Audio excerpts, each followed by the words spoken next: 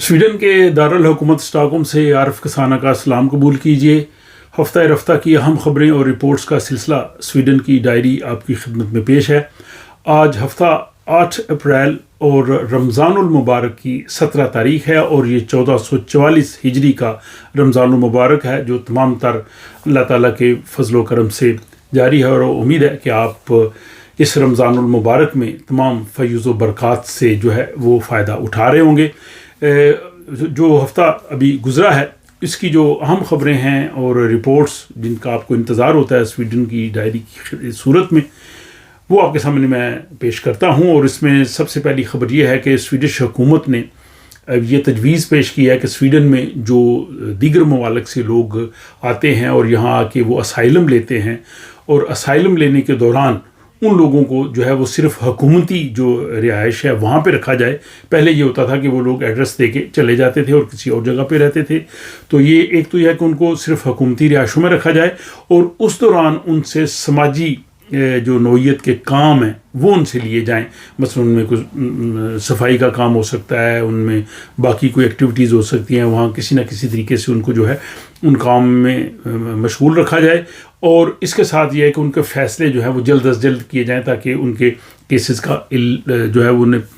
अगर वो अप्रूव हो जाएँ तो उनको रहने की इजाज़त दी जाए, बसूरत दीगर उन्हें स्वीडन से जाने के लिए कहा जाए। तो ये अगर हुकूमत की तजवीज़ जो है ये इस पर भी काम जारी है, और अगर ये मंजूर हो गई तो फिर ये 1 अप्रैल 2025 से लागू होगी। और साथ ही कल आपने व्लॉग में ये सुन लिया होगा कि स्वीडन की जो माइग्रेशन मिनिस्टर है उन्होंने ये कहा है कि जिन लोगों को असाइलम की बुनियाद पे यहाँ पे रहने की इजाज़त मिली है, अगर इजाज़त मिलने के फ़ौरन बाद वो अपने मुल्कों में गए हैं, जायज़ा लिया जाए, ताकि ये अंदाज़ा लगाया जा सके कि उन्होंने दुरुस्त या गलत किस बुनियाद पे उन्होंने यहाँ पे रहने की इजाज़त तलब की थी। इसके साथ ही यहाँ पे एक अजीब खबर आई है कि यहाँ बरतानवी एक 74 साला खातून है जिनको अल्जाइमर भी है, वो बहुत देर से यहाँ पे स्वीडन में रह रही थी। अब उनको स्वीडन से निकल जाने के लिए कह दिया गया है। जब से बरतानिया यूरोपीय यूनियन से निकला है तो बरतानवी शहरी जो यूरोपीय ममालिक में रहते थे उनको यहाँ से निकल जाने का कहा गया है। और यूरोपीय ममालिक से तकरीबन EU के ममालिक से उनमें से 4,22,000 बरतानवी शहरियों को जो है वो निकल जाने का कहा गया, और स्वीडन से 14,885 लोगों को। लेकिन इस 74 साला खातून जिनको अल्जाइमर भी है, इनको जब निकलने का कहा गया तो ये प्रेस में काफ़ी आया, बल्कि बरतानिया से भी काफ़ी तनकीद की गई है। और अब जो है वो हुकूमत ने रोक दिया और इस केस को जो है वो दोबारा से चेक करेंगे। स्वीडन माहौलियाती आलूदगी को कम करने के लिए कोशिश कर रहा है, और इसके लिए यहाँ पे जो है वो बिजली से चलने वाली जो कारें हैं उनके इस्तेमाल में जो है वो काफ़ी ज़्यादा इजाफा हुआ है। सिर्फ 2 साल में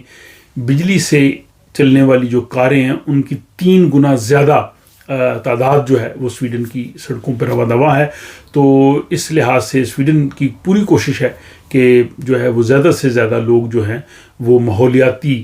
दोस्त गाड़ियाँ जो हैं वो चलाएं, और इनमें तकरीबन 3 गुना इजाफा हुआ है। स्वीडन में अफसोसनाक वाक़यात होते रहते हैं, जिसमें फायरिंग के वाक़यात हैं, जिसमें नौजवान जाँ भाग होते हैं। तो इसी किस्म का एक अफसोसनाक वाक़या बुध के रोज़ स्टॉकहोम के इलाके शहर होलमैन में पेश आया, जिसमें एक 30 साला शख्स जो है वो फायरिंग से हलाक हो गया, और एक 55 साला शख्स जो है वो उस फायरिंग के वाक़े में ज़ख्मी हुआ। तो इस तरह के वाक़यात जो है अफसोसनाक वाक़यात जो है वो अक्सर हो रहे हैं, जिससे लोग जो है वो काफ़ी परेशान भी हैं। स्वीडन में बाकी दुनिया की तरह जो है वो इन्फ्लेशन काफ़ी बढ़ा है और इंटरेस्ट रेट भी बढ़ा है, और उसकी वजह से गुज़श्ता साल मकानों की कीमतें जो हैं वो काफ़ी कम हुई थी। लेकिन अब मार्च से एक बार फिर स्वीडन में घरों की जो कीमतें हैं उनमें इजाफा होना शुरू हुआ है। इसमें जो अपार्टमेंट्स हैं लेगेनित वगैरह उनमें तकरीबन 2% इजाफा हुआ है, और जो विला वगैरह हैं उनमें 1% इजाफा हुआ है। तो ये इजाफे का रुझान है। अगरचे इंटरेस्ट रेट बढ़ रहा है, और अभी अप्रैल में एक दफ़ा फिर बढ़ना है, और फिर इसके बाद सितंबर में और नवंबर में रिवाइज होगा। तो लेकिन इसके साथ ही मकानों की कीमतें जो हैं उनमें बढ़ने का रुझान भी शुरू हो गया है। سویڈن کا محکمہ ڈاک بھی دنیا کے کئی محکمہ ڈاک کی طرح جو ہے وہ سست روی کا شکار ہوا ہے، اور ابھی ایک رپورٹ آئی ہے کہ پوسٹ نوڈ اس نے لاکھوں خطوط جو ہیں وہ بڑی تاخیر سے لوگوں کو پہنچائے ہیں۔ عمومی طور پہ سویڈن کے اندر اگر آپ ایک خط پوسٹ کرتے ہیں تو 2 دن میں وہ مل جانا چاہیے، لیکن پوسٹ نوڈ کی جو سروس ہے اس میں کافی سستی ہوئی ہے، اور اب انہوں نے بہت سے علاقوں میں ہر روز ڈاک دینے کی بجائے ہفتے میں 2 یا 3 دن جو ہے وہ ڈاک پہنچاتے ہیں، جس سے مزید تاخیر ہوتی ہے۔ سویڈن کی ایک عدالت نے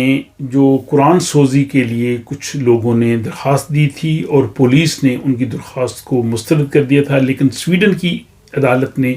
پولیس کے اس عمل کو غیر قانونی قرار دیا ہے، اور عدالت نے یہ فیصلہ دیا ہے کہ جن لوگوں نے قرآن جلانے کی درخواست دی تھی پولیس کو ان کو اجازت دینی چاہیے تھی، اور اس کی بنیاد سویڈن کی عدالت نے سویڈن کا وہ قانون ہے جس کو آزادی رائے کا قانون کہتے ہیں، اس کو بنیاد بنایا ہے، لیکن اس میں انہوں نے یہ لکھا ہے کہ اگر بہت ہی سنجیدہ نوعیت کی وجوہات ہوں تو تب پولیس انکار کر سکتی ہے۔ حالانکہ جب پولیس نے یہ انکار کیا تھا تو اس میں جو سیپو یہاں کی خفیہ ایجنسی ہے اس کی رپورٹ کی بنیاد پہ یہ کہا گیا تھا کہ اگر ان کو قرآن جلانے کی اجازت دی گئی جو انہوں نے ترکی اور عراق کی سفارتخانے کے سامنے طلب کی تھی تو سویڈن میں جو ہے وہ بہت نقص امن پیدا ہو جائے گا، لیکن عدالت نے جو ہے وہ ابھی اس پولیس کے اس فیصلے کو جو ہے وہ رد کیا ہے اور کہا ہے کہ جو ان کو اجازت دینی چاہیے تھی۔ اب اس سے معاملہ جو ہے وہ کافی بگڑنے کا خطرہ تھا، لیکن اب سویڈن کی پولیس نے جو ہے وہ اس پہ اپیل کر دی ہے اور عدالت کو کہا ہے کہ وہ اپنے فیصلے کو جو ہے وہ اس کو ریوائز کیا جائے، اور پولیس کی جانب سے اگر کسی کو اجازت نہیں دی جاتی تو اس کو تسلیم کیا جانا چاہیے۔ بہرحال دیکھتے ہیں کہ آئندہ آنے والے دنوں میں اس میں کیا پیش رفت ہوتی ہے۔ اس کے ساتھ ہی سویڈن کی پولیس نے 5 لوگوں کو مختلف شہروں میں جن میں اسکستونا لین شاپنگ وغیرہ شامل ہے وہاں سے گرفتار کیا ہے، جن پہ یہ الزام ہے کہ وہ قرآن سوزی کے ان واقعات کے محرکین پر کچھ حملے کرنے کی منصوبہ بندی کر رہے تھے، اور اس لیے پولیس نے جو ہے وہ ان کو گرفتار کر کے تفتیش جو ہے وہ شروع کی ہے۔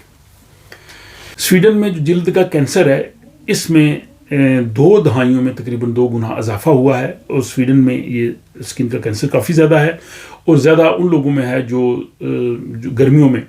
جو ہے وہ سن بات کرتے ہیں اور اپنے جسم کو ڈائریکٹلی سورج کی شعاؤں کے ساتھ ایکسپوز کرتے ہیں۔ سویڈن میں جو ٹریڈ یونینز ہیں وہ ملازمین کی تنخواہوں کو بڑھانے کے لیے جو ادارے ہیں ان سے گفت و شنید کر رہی ہیں، اور ابھی یہ پروسیس شروع ہوا ہے۔ اس میں مختلف جو یونینز ہیں وہ اپنے اپنے دائرہ کار میں بات کر رہی ہیں۔ اب یہاں پہ جو ٹریڈ یونین ہوٹل اور ریسٹورنٹ برانچ کی ہے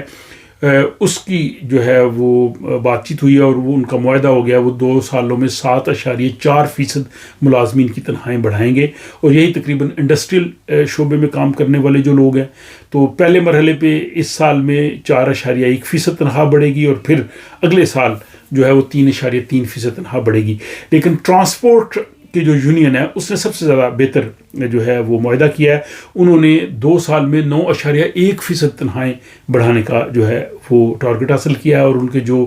اس یونین کے ساتھ منسلک ہیں یا ان برانچز میں جو لوگ کام کر رہے ہیں ان سب کو جو ہے وہ 9.1% جو ہے وہ تنخواہ بڑھے گی۔ تو یہ مختلف جو پیشوں کی جو یہاں پہ یونینز ہیں وہ نیگوسیشنز کر رہی ہیں، بات چیت کر رہی ہیں اپنے اپنے ان آجروں کے ساتھ، اور پھر اس کے بعد تنخواہیں بڑھیں گی۔ تو یہ توقع کی جا رہی ہے کہ باقی جو ٹریڈ یونینز ہیں وہ بھی اس طرح سے تنخواہیں بڑھائیں گی۔ اور اب آخر میں یہ خبر یہ پولیس کی جانب سے ایک مرتبہ پھر متنبع کیا گیا ہے کہ بہت سے لوگ جو ہیں وہ جعلی کانٹریکٹ کے ذریعے لوگوں سے رقم بٹور رہے ہیں۔ وہ ایسے کرتے ہیں کہ اگر کسی نے کرایہ مکان کے لیے جو ہے وہ تلاش ہے اور وہ اس کو مکان ملتا ہے یا اور کوئی کانٹریکٹ ہوتا ہے تو اس طریقے سے وہ لوگوں کے بینک اکاؤنٹ اور آئی ڈی تک جو ہے وہ ایکسیس حاصل کرتے ہیں اور اس طرح سے لوگوں کو جو ہے وہ رقم سے محروم کرتے ہیں۔ تو یہ بار بار اس چینل پہ جو ولاگ ہیں اس پہ بھی آپ کو کہا گیا کہ کوئی بھی شخص اگر آپ سے بینک آئی ڈی مانگتا ہے، آپ کے بینک اکاؤنٹ تک ایکسیس مانگتا ہے، اس کو بالکل نہ دیں. اور اگر آپ کو کانٹریکٹ بھی کرتے ہیں یا اگر آپ چیزوں کی خرید و فروخت کرتے ہیں تو اس میں بھی ضرور چیک کر لیجئے. کئی ایسے لوگ ہوتے ہیں جو بہت زیادہ قیمت پہ آپ کی کم چیز خرید لیں گے، یا آپ کو سستی چیز دے دیں گے، یا آپ کو کرایہ مکان کا کہیں گے ہمارے پاس مکان ہے آپ لے لیں، لیکن ان کا اصل ٹارگٹ ہوتا ہے آپ کی جو ہے وہ آپ کے ساتھ فراڈ کرنا. تو یہ تھی اس ہفتے کی اہم خبریں اور رپورٹس. مجھے امید ہے کہ ہمیشہ کی طرح آپ کو یہ سلسلہ پسند آیا ہوگا. اپنا خیال رکھیے گا اور رمضان المبارک کی ان خصوصی دعاؤں میں مجھے اور میرے اہل خانہ کو ضرور یاد رکھیے. اگلے ویلا تک اجازت دیجیے. خدا حافظ.